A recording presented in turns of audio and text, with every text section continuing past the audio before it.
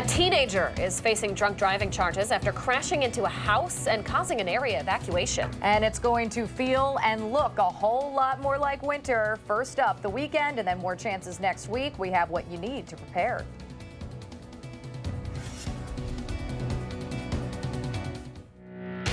This is News 3 This Morning. Good morning and welcome to News 3 This Morning. It is Friday, January 18th, and we wanted to get right to it because everybody's talking about the storm heading our way. It is the big story. Yes, we are getting pretty excited in the weather office. Finally, have some snow to forecast. Yeah, I've been waiting all winter. So let's get you right to the details. We have alert days in the forecast today, tomorrow, and Sunday, each day for different reasons. Today, mainly the snow that will accumulate into tonight. It's blowing and drifting snow then on Saturday. This should be a pretty light and fluffy snow. And then on Sunday, the cold settles in. Wind chills as low as 20 below Sunday morning. Now, we have winter bulletins in effect for the area. The National Weather Service has issued a winter storm warning for far southern Wisconsin. It's a winter weather advisory for Dane County and Madison. But snow totals are increasing just a little bit over what we thought 24 hours ago. Snow is already on the map. It should be approaching the Mississippi River Valley by noon today, here in Madison by about 3 o'clock. Here's a look at our temperatures. We'll start in the teens, climbing to highs only in the mid-20s this afternoon. Again, that snow will likely impact the evening commute. Here's a look at your traffic this morning. There is a road closed downtown, Gorham Street westbound between Blair and Pinckney due to a water main break there. Otherwise, no other issues in Madison. No accidents report either around Dane County. Traveling the interstate is still looking good. But again, later on today, that's when we could see some problems. It might take you a little longer to get home from work today, or if you have plans tonight. Pay close attention to the weather. And this is not the only storm we're paying attention to. No, we have another one that could be coming our way right on the heels of that. So we're entering into a pattern that can certainly be more conducive to snow chances, along with a lot of cold coming into the picture as well. Let's go ahead and show you guys the upper air pattern and how this is playing out. We have that colder air that's been bottled up over Canada that's now on the move. So here's our setup that's leading to the snow potential that we have out there today. You have two lows, the Alberta Clipper low along with your Gulf Coast low. The interaction between those two as they merge into one larger low pressure over the northeast will bring us the snow here that will also bring a pretty impressive snowstorm across the northeast. Here we are as we head into Tuesday. You have your Alberta Clipper low coming down south along with another Gulf Coast low merging over the Great Lakes. These are the setups that lead to your Midwestern storms. Once we get towards the end of next week, that colder air begins to pour down into the eastern half of the country. That leads to the train of more clippers coming our way. That Gulf coastal low stays along the coast. That actually leads to more nor'easters. So as we put this into motion, here's our snow event that we have coming in today. That gets on out of here. Pay attention towards early next week. We have the low coming from the north along with moisture from the south. That will lead to the potential for even more accumulating snow that we'll have to watch. It's now 4 days away. So we're getting into that time period that we have to pay close attention to that one as well. And then watch how we have an Alberta Clipper coming in by the end of next week. You see the snow along the east coast. That leads to a nor'easter along the eastern seaboard, and it's possible that that could be followed up by even another Clipper. So yeah. Wow. We've been waiting for winter. Those darn clippers. Those darn clippers sneaking up on us like that. I like to call it cleanup snow because the snow never really has a chance to get dirty and brown. We just keep adding a little bit on top each time. So it's prettier. It is pretty. Exactly. I like that too. Positive outlooks, right? Awesome. Thank you guys both. Anytime. It's super important. A lot of people talking about it. Yeah, we'll keep an eye on it. All right, 6:04 your time now. Up until this most recent forecast, we haven't had a lot of reason to talk about warming up your car. No. You might be used to hearing that. You need to give the engine some time to acclimate. Yeah, but new guidelines from AAA show that advice is a little outdated, antiquated maybe. Christina Lori's live behind the wheel this morning with what we all need to know. Good morning, Christina. Good morning, Danica and Leah. The Environmental Protection Agency agrees with AAA this morning, saying you no longer need to warm up your car, saying it's not helpful. In fact, it's harmful and can cause damage to the environment as well. Both the EPA and AAA say a car doesn't need to be idle for more than 30 seconds at a time. Not only is that more environmentally friendly, it's cost effective as well. Idling for more than 30 seconds actually uses more fuel than restarting your car does. These guidelines don't mean you should speed off right away though. All experts agree that drivers should take it easy within the first few minutes of driving, especially when temperatures drop below freezing. AAA suggests driving no more than 45 miles an hour for the first 5 minutes. Your battery doesn't have enough charge in it to crank over in extreme cold temperatures. Unfortunately, you're not going to find that out until it's not cranking over. That's why we really do recommend that people get their battery serviced and checked at the beginning of winter. Nick from AAA says that cars can actually warm up more quickly once you start driving, so if you're doing it for your own comfort, you're better off getting on the road right away. Now, some cities like Chicago, Minneapolis, and New York actually have special regulations limiting the amount of time that you could idle your car for. In Minneapolis, for example, if you're found idling your car for more than 3 minutes, you're charged a fine, and it really can add up. No kidding, no kidding. And just knowing, again, we've seen so many conflicting messages, whether it's on social media or just in person. So great information there. Thank you, Christina. 6:06 your time now. A teenager is facing charges this morning for crashing into a house on the Near East Side and causing area evacuations. It happened around 9:30 last night when a car crashed into a home on East Dayton Street, just across the street from Lapham Elementary School. Police say the driver, 19-year-old Cade Hellenbrand, hit a gas line in the process, prompting nearby houses to have to evacuate. An MG&E crew was able to shut down the leak within 15 minutes, and residents were back in their homes just after 10 with no injuries reported. Hellenbrand, by the way, is now facing charges of operating while intoxicated, drug paraphernalia, and not wearing a seatbelt. Sauk County authorities are reminding anyone who might come across 68-year-old Robert Pulvermacher to call 911 and not approach him. That man is wanted for murder this morning, and the search is still on for him. Meanwhile, we now know it was 88-year-old Harold Johnson, who deputies found dead inside his car outside the Ho Chunk Casino in the town of Delton Monday evening. The Portage man was reported missing earlier that day. Pulvermacher does have an active warrant out for his arrest. He lives in a rural area of Middleton and was last reportedly seen on Madison's east side Tuesday afternoon. He has an extensive criminal past and is known for frequenting blackjack tables around Madison and Baraboo. In Chicago, a former police officer accused in the 2014 shooting death of 17-year-old Laquan McDonald is scheduled to be sentenced today. Jason Van Dyke was found guilty of second-degree murder back in October. Dashcam video shows the 17-year-old with a knife in his hands moving away from Van Dyke when Van Dyke opened fire. Just yesterday, 3 other Chicago officers were found not guilty of trying to cover up McDonald's murder. The family of a 24-year-old Madison woman who was killed outside of the grocery store where she worked is suing that market. James Nosel filed that wrongful death lawsuit against Metro Market earlier this week. His daughter Caroline was leaving a shift at the Cottage Grove Road location nearly 2 years ago when a former co-worker killed her. That man, Christopher O'Crowley, blamed Nosel for getting him fired. O'Crowley was sentenced to life in prison but died while serving that sentence in May of 2017. A Wisconsin diocese is asking any other victims to come forward this morning after releasing the names of more than 40 clergy members with abuse allegations against them. The release of these names may open up old wounds and may create new hurt. For this, I'm profoundly sorry. The Catholic Diocese of Green Bay posted 46 names on its website yesterday, some of those priests with more than one allegation against them. Only 15 of those 46 are still alive today. That post was the result of an internal investigation the diocese has been conducting since September. At this time, there are 98 known victims, dating back to 1906. Almost 6:09 your time now. If you know someone who lives with cancer, it takes a lot to stay strong through the treatment process. And we're not just talking about the patient, we're talking about their entire family. Up next, we're sitting down with leaders of a summer camp program that reaches out to kids dealing with a parent's cancer diagnosis. Before that, though, Hattie and Chris continue to keep a close eye on snow totals for you. Round 1 comes tonight. More chances next week, as Chris detailed a few minutes ago. We're talking about multiple alert days when News 3 This Morning returns.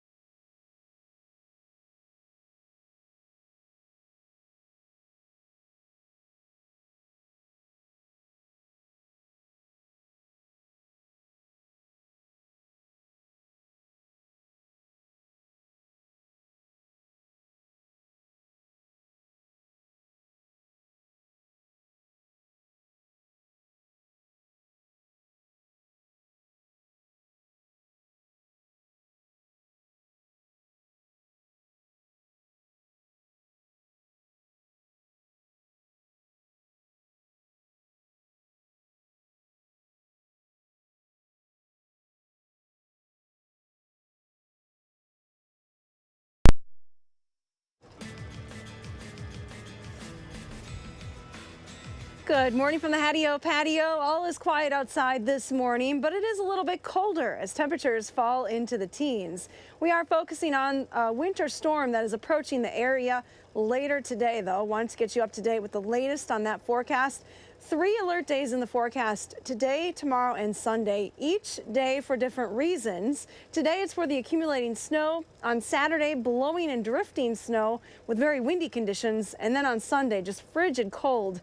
Arctic air is expected to move in for the second part of the weekend. So keep that in mind. The weather is going to impact your plans this weekend. Winter weather advisories are in effect in those purple shaded counties. That does include Dane County and Madison. For the far southern part of the state, it's a winter storm warning where the heaviest snow totals are expected. And again, here's that latest forecast. These numbers have jumped up a little bit over the last 24 hours. We're looking at a general 3 to 6 inch snowfall for most of southern Wisconsin, but there will be some heavier bands of snow, especially in the southern part of the state. Then some lake effect snows in far southeastern Wisconsin, continuing to add those snow totals through the day on Saturday. So that's what we're thinking right now. Keep in mind, these numbers still may change a little bit as we fine-tune the exact track and strength of this storm system. So keep up to date with the forecast if you are traveling tonight or Saturday. Nothing showing up around here on the radar map this morning, but just to the west, start to see that snow spreading in across Minnesota and Iowa. The snow is going to track to the southeast and arrive right around the Mississippi River Valley at noon today. I expect it to start snowing here in Madison at about 3 p.m. Weather track is showing you, though, that skies are actually clearing out a little bit here across southern Wisconsin. I can see some stars here from the backyard weather patio, so a little bit of sunshine early on before those clouds approach from the west. With clearing skies, temperatures are dropping. We're down another 2 degrees here in Madison to 16. Single digits, though, in Camp Douglas. Black River Falls is a big goose egg right now with 0 degrees. So those numbers do drop off pretty quickly once skies clear. Winds are light from the north. Here's a look at what it feels like outside. Wind chills have now dropped into the single digits in a few spots. Here's a look at your future track forecast. If you want a closer look at how we time out this storm system today, clouds rolling in from the west this morning. There's that snow by the lunch hour right along the Mississippi River Valley. Again, moving into Madison by about 3, but what you need to know for the afternoon commute is that you'll likely be dealing with snow across most of southern Wisconsin for that evening commute. It continues, and it may be heavy at times this evening and overnight, but all forecast models point to a pretty quick ending on Saturday morning. By about 8 o'clock, the snow is done. Here's a look at your extended forecast. Once the snow comes to an end, we turn our focus towards the winds and the cold temperatures. It is going to be frigid on Sunday, starting out near 0 for the first time in almost a year, and then climbing to a high of just 12. The weather pattern stays pretty active with another chance for accumulating snow coming Monday night into Tuesday of next week. Now let's get a look at your first alert traffic maps this morning with Josh Tim. Good morning, Josh. Yeah, it's a quiet start on the Beltline for the early commuters. No delays showing up yet in either direction at this point. Other routes here in Dane County not looking too bad right now. Just give yourself an extra minute on the northbound side of Rona Road approaching the Beltline. No delays showing up downtown and on campus. Expect things to pick up over the next hour or so. And other main routes heading into the city, they're moving along at the posted speeds with no crashes or delays. Your first alert traffic, I'm Josh Tim. Thank you, Josh, and thank you, Hattie. Okay, for every adult diagnosed with cancer, there are kids who see someone they love suffer. More than 5 million kids across the country have been affected in some way by a parent's cancer. This month is dedicated to supporting their needs, and a student-led group based right here in Madison is working hard to help those kids. Here to talk more about Camp Kesem are Tara Roach and Sarah Mraz. Thank you so much for joining us this morning. Yeah, thank you for having us. Sarah, I'll start with you. For folks who might not know what Camp Kesem is about, tell us a little bit about the idea behind it. Yeah, so Camp Kesem is a nationwide organization, and we support children who have a parent that is affected by cancer. And so our main program is that we run a free summer camp for them. And so this is a week long, and our chapter actually is 3 weeks. So we bring them to camp, and it sounds like it would be more of a therapy camp, but it's actually more of a chance for them to just community build and get to know other kids who may know what kind of experiences they're going through, because a lot of them don't have people that know what it's like to be in their shoes. Yeah. Sure. Tara, what kind of experiences do these kids bring to that camp? Because I imagine they don't always have the opportunity to just be a kid, you know? Right. They come from a variety of backgrounds. They bring a lot of different experiences, but altogether they have this one common bond. So we like them to give them the chance to be kids again at camp. So they get the chance to be a kid again while also being able to meet their peers who have gone through similar life experiences. Yeah. What are some of the activities that they take part in? Madison? Oh, we do all of the traditional camp activities. So we have something called messy games where I think it would be every kid and counselors' favorite things where we all throw paint and fun. everything at each other. We do archery, we have swimming every day. And we just we do a ton of activities where a lot of them that they can't really do at home. So we also do a lot of art projects, and we have a teen program, and they go through like a mud course. So it's really, our schedules are jam-packed. So it's a busy day, but they're always smiling and having so much fun. We talked briefly during the break about the impact this has on the kids that keeps them coming back, right? Talk to a little bit about that. Yeah, so we've had a lot of parents say that they would recommend this to any other family that is going through this similar experience. And I think one of the stats is that 99% of them say that Camp Kesem has benefited them in a positive way, which is an incredible statistic. The kids really gain more confidence. They get more comfortable talking about their parents' cancer. And they just kind of find that inner child in themselves, no matter how old they are, where they can just be themselves and just kind of have more chance to have, they have a lot of responsibility at home, so they really just have a chance to be kids again, which is incredible. Yeah. Love kind that.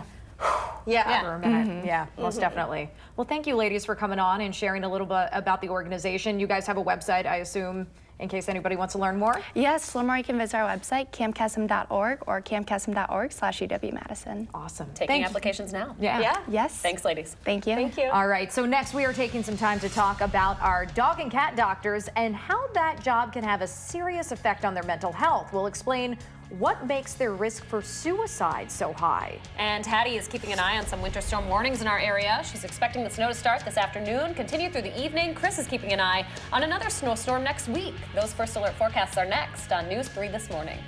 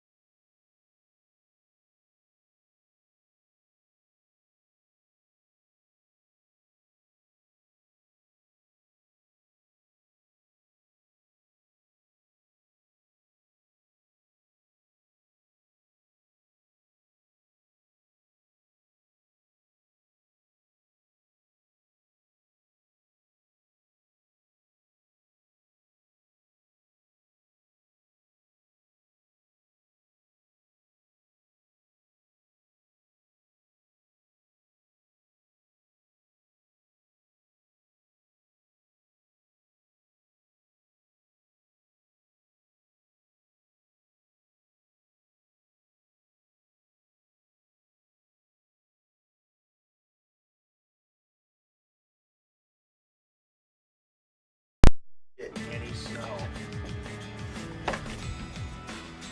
Good morning, I'm meteorologist Hattie McLean. We have winter bulletins that go into effect later today, starting after lunchtime today for southern Wisconsin. Madison and Dane County are in a winter weather advisory. South of the area, though, it's a winter storm warning where the higher snow totals are expected. Here's a look at the radar map. Nothing showing up right now. We actually have clearing skies across the area, so we'll see a little bit of sunshine. It is going to be short-lived, though, today. As you head to the bus stop, you might want to grab that snow gear because on the way home could be snowing, especially from Madison and areas to the west as that snow spreads into the area. High temperatures today will be in the middle 20s. Have a wonderful day. Thank you so much, Hattie. So there is new research out this morning showing veterinarians are far more likely to die by suicide than the average American. A CDC study recently published in the Journal of the American Veterinary Medical Association says male veterinarians are twice as likely as the general population to die by suicide, while female veterinarians are 3 times as likely. Megan Shu is the lead veterinarian at Precision Veterinary on Odana Road. She can attest to the stress that comes with this line of work. Honestly, sadly, it doesn't sound all that surprising. Just, being in the field and talking with people, compassion fatigue and burnout is a huge problem, I think. Shu says there should be a bigger focus on work-life balance in her profession. UW-Madison School of Veterinary Medicine does offer mental health resources for its students. We have more on that over on channel3000.com. Planned Parenthood is challenging state laws on abortion right here in Wisconsin. The nonprofit organization has filed a federal lawsuit to repeal laws that complicate the abortion process for women. That lawsuit was filed Wednesday in Madison and targets 3 laws in particular. The first prevents nurses from performing abortions. The second requires a woman to see the same doctor twice before getting medicine for an abortion. And the third requires a doctor to be present at the time those abortion-causing drugs are dispensed. Attorney General Josh Kaul, who received support from Planned Parenthood during his campaign, has not responded to the suit yet, but he has said in the past he would defend state laws. All right, 6:25 your time now. About a quarter of Wisconsin's legislature is made up of women, and there's a push to get more ladies running for office. That effort continues this weekend with masses of women marching for a cause. We'll look ahead to what's going on here in Madison and at the Capitol when News 3 This Morning continues.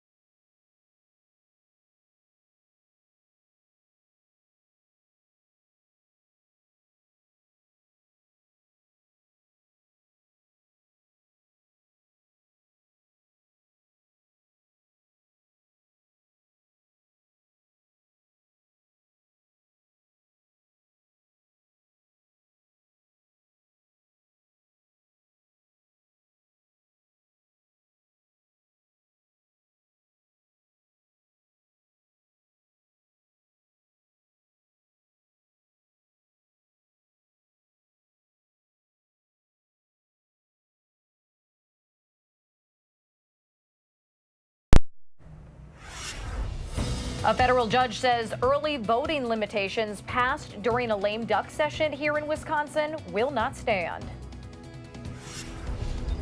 And as temperatures plummet this weekend, the new guidelines from AAA that you should no longer warm up your car, calling it just a waste of time and money. This is News 3 This Morning. Good morning and welcome to the final half hour of News 3 This Morning on this Friday, January 18th. It is just about 6:29 on this Friday morning, and we are gearing up for some serious snow this weekend. Oh, yeah, about time. Let's head out to Hattie out on her patio, which is going to look a little different this weekend, a little whiter, right, Hads? Yeah, I think it's finally going to start to look like winter around here after this weekend, and it's going to feel more like winter as well once we get a fresh coating of snow on the ground.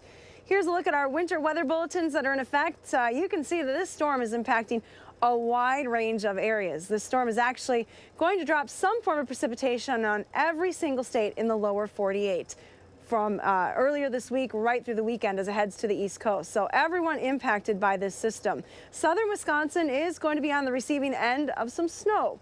We're already seeing that snow spread into western Minnesota and parts of northern Iowa this morning. It should reach the Mississippi River Valley around lunchtime today, and then here in Madison by 3. So that means the evening commute is likely going to be impacted by this snow. Heading out the door this morning, though, no issues on the roads. Temperatures are down in the teens, though. It's pretty chilly. Snow spreading in for the afternoon. Keep that in mind. High temperatures will be in the mid-20s today. Let's get a peek on those roads here in and around Madison. A water main break downtown has parts of Gorham Street closed between Blair and Pinckney. Keep that in mind. Otherwise, no issues on the Beltline to report. No other accidents around the area either. So travel into Madison still going at posted speeds. And that's your first alert traffic. Pardon me. Thank you so much, Addie. You got me choked up with all of that news there. So the city of Beloit will be under a snow emergency starting at 5 this afternoon as areas south of Madison prepare for up to 7 or 8 inches of snow tonight into tomorrow. Crews here in Madison are preparing for 2 to 5 inches of, of snow. Plows are pre-treating roads, major roads and metro bus routes here in the city with brine to help make the snow removal process a little easier on the back end. Madison will only declare an official snow emergency once at least 3 inches are on the ground downtown. City staff is responsible for clearing more than 1,700 miles of individual lanes. You can always keep an eye on the radar and the roads for yourself on our First Alert weather and traffic app. The News 3 weather team will continue updating that information throughout the weekend so you are prepared. So there have been sub-zero winter days where I certainly warmed up my car before my drive. Some of it was wanting to stay selfishly toasty. Some of it was to protect my car, or so I thought. Emphasis on the so you thought. That is no longer sage advice thanks to modern technology. Our Christina Laurie joins us live behind the wheel this morning to tell us why we might be doing more harm than good, Christina.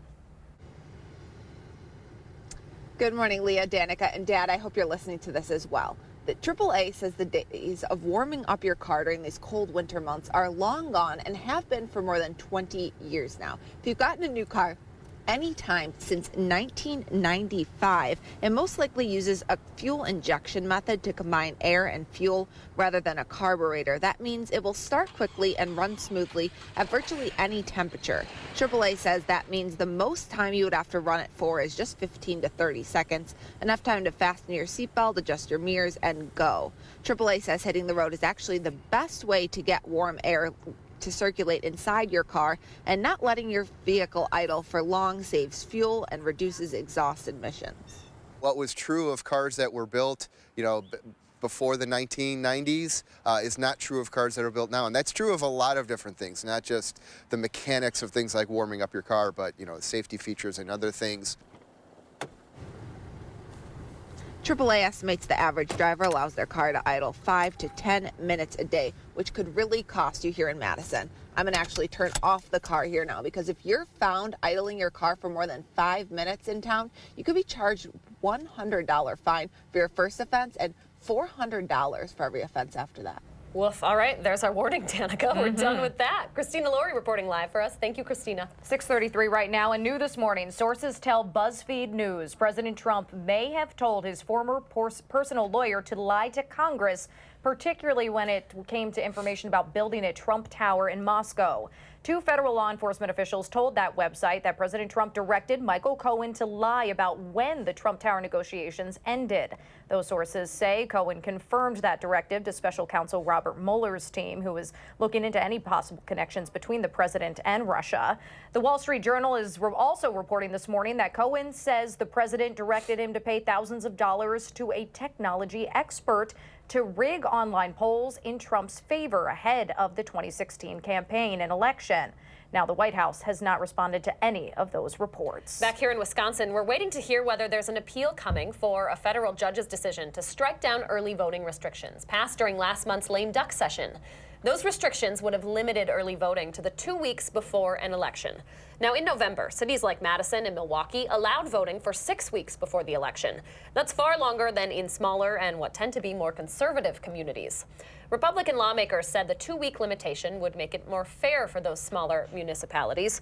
Governor Evers supported the ruling, saying voting shouldn't be made more difficult, while Assembly Speaker Robin Vos told our reporter Rose Schmidt that he's not surprised a liberal judge would strike down the rules. If you fall into the middle class here in Wisconsin, you could soon see a tax break on your state taxes in particular. Assembly Republicans are pushing for a 10% income tax cut, which they say is similar to what Governor Tony Evers says he wants for middle-class families. However, Governor Evers says he wants to cap tax breaks under a manufacturing and agriculture credit program, while Republicans say they'd prefer to pay for it by using a budget surplus that already exists. 6:35 your time now. Millions of women across the country are expected to take to the streets this weekend for the 3rd annual Women's March, including here in Madison. That march is being held just a couple of days shy of the 2-year anniversary of the first march that was held a day after President Trump's inauguration. You're taking a look at video from that 2017 march here in Madison. Lots of folks turning out for that one. This year's march is being called the Women's Wave, hoping to speak out against a lack of representation in government. The Madison March starts at 10 tomorrow morning on the State Street steps of the Capitol. It looks like efforts to teach the kids to take shorter showers and turn the faucet off while brushing their teeth is making a difference, at least here in Madison. A new report from the city says annual water use has dropped by 1 billion gallons in the last 6 years. The city hit a water conservation goal set in 2006, calling for a 20% reduction in residential water use. Madison's water utility credits more efficient appliances and plumbing fixtures with helping residents to cut back on their water. Additionally, industrial water use is down 73% from 7 years ago. The departures of Oscar Mayer and Bimbo bakeries have also contributed to that. Speaking of water, there is a water main break that has East Gorham closed downtown from North Blair Street to North Pinckney Street. We'll keep an eye on that and have an update in the morning sprint. And our stomachs have been grumbling way too early in the morning all week long while we talk about Winter Restaurant Week. But it's almost time. We're going to share what Salvatore's Tomato Pies has to offer. That's next on News 3 This Morning.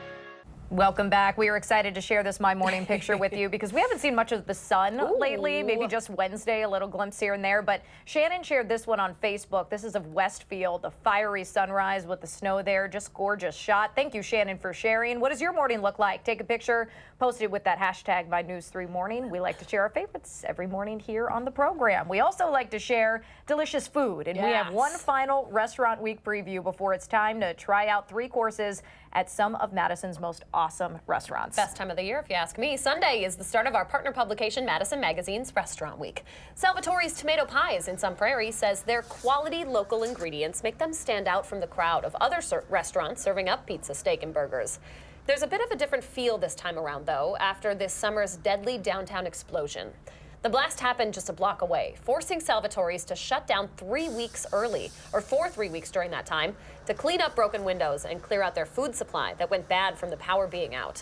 Culinary Director John Jarovic says the community support has been unbelievable, and he hopes it will continue this restaurant week. Just to our restaurant, but the other ones, the new ones that have opened right down the block from here as well. And it's just great to see everybody come together and support us. Gorgeous venue there. Now, if you've been to the Madison Salvatore's, that's a small space that only offers pizza, tacos, and some appetizers.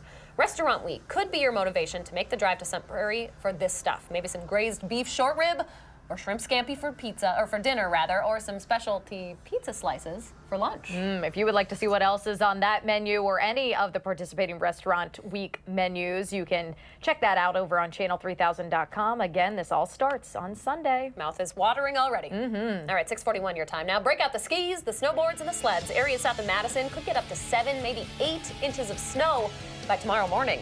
Patty's been working all morning to update the latest snow totals, but it's up to you to stake out the best spot on the neighborhood sledding hill. Your Alert Day forecast is up next. First, though, it is January 18th, and we want to say happy 3rd birthday to Peyton and all the birthday boys and girls out there. Thanks for celebrating with us here on News 3 this morning.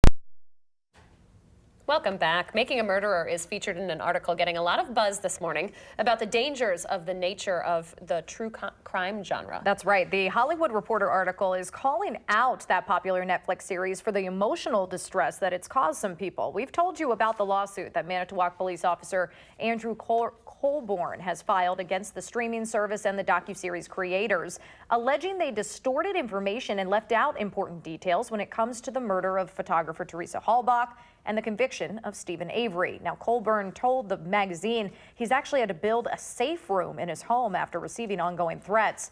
That story is raising some questions about how editing can play a role in the true crime genre. Certainly a concern, whether it's fair or not. A lot of people's lives impacted by something that is pseudo-journalism, sort of. Yeah, well, and even so, it's just so much emotion surrounding this. A lot of people feel really passionately on one side or the other when it comes to the Stephen Avery case. So I can imagine there's a lot of threats on both sides here being made. Yeah. Certainly an impact happening there, an impact happening across southern Wisconsin while we watch this winter storm there, Hads. Yeah, no editing this forecast. I'll just give it to you straight up with the details as we have them this morning. Alert days are in the forecast today, Saturday, and Sunday. Different reasons each day, but we have some snow that will accumulate tonight, and then it turns much colder for the second part of the weekend. Here's the probability of precipitation. It really starts to go up this afternoon. We're starting at 1. No snow yet here in Madison, although that snow may be in areas west of Madison. By about 3 o'clock, that's when we start to see that snow start in Madison, and then it becomes likely heading into the overnight hours. Now, impacts from this storm, there are going to be a couple. It's moderate snow. Snow accumulation will continue tonight into very early Saturday morning. The snow winds down, though, early Saturday, and then northeasterly winds kick in, likely causing blowing and drifting issues, especially on those east-west roads on Saturday. Also turning much colder. Wind chills will be below 0 by Saturday night. Now, here's a look at a couple of different forecast models with these snow totals. Still fine-tuning the numbers as we go through the morning hours. The RPM predicting anywhere from 3 to 6 inches of snow across the area. The European zoning in on a band of heavier snow right along the state line, bumping those totals up in the 6 to maybe 8-inch range for southern Wisconsin.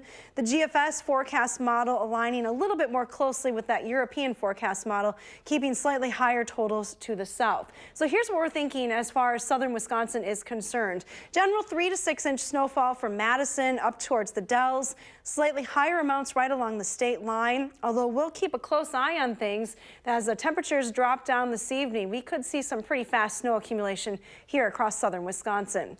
Doppler track is showing you pretty quiet conditions this morning, but we don't have to zoom the map out too far to see all of that snow. It's in the Dakotas this morning, spreading into southern Minnesota. Continuing to track southeastward through the day today. Again, I would expect it to arrive right along the Mississippi River Valley by lunchtime. Temperatures are quite cold as you go to the north. Clearing skies overnight, 6 degrees in Wausau this morning, 10 in Minneapolis, almost 20 below in International Falls, and that does not include a wind chill. Temperatures early this morning across southern Wisconsin are starting to drop into the teens from Madison and points to the north where skies are clear. So your future track forecast model brings the clouds in pretty quickly this morning. By lunchtime, that snow getting up towards the Mississippi River Valley. 3 p.m., some snow here in Madison, and it looks like it will impact the evening commute. So keep that in mind as you head home from work. Snow then across the entire area overnight tonight, but it does end early on Saturday. Here's a look at your extended forecast. Once the snow comes to an end and we're cleaning up tomorrow, it does turn colder. Highs only in the teens on Saturday, lower teens on Sunday. Those nighttime lows dropping into the single digits.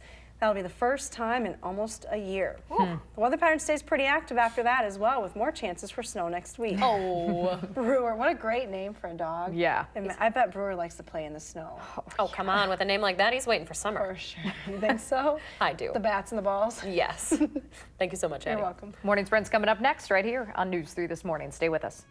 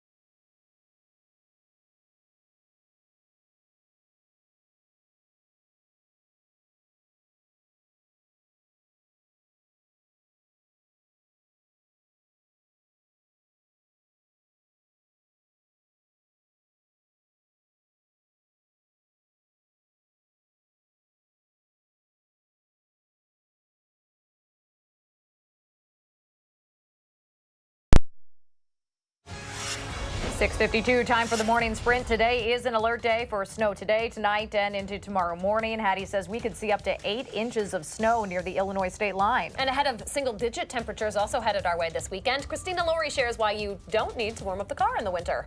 But we start with reports the president might have directed his former attorney, Michael Cohen, to lie to Congress. 2 federal law enforcement officials told BuzzFeed News President Trump directed Cohen to lie about when the Moscow-Trump Tower negotiations ended. The Wall Street Journal is also reporting Cohen confirms the president directed him to pay thousands of dollars to a technology expert to rig online polls in Trump's favor ahead of the 2016 campaign. We are still waiting to see whether state Republicans will appeal a federal judge's decision that strikes down early voting restrictions passed during last month's lame duck session.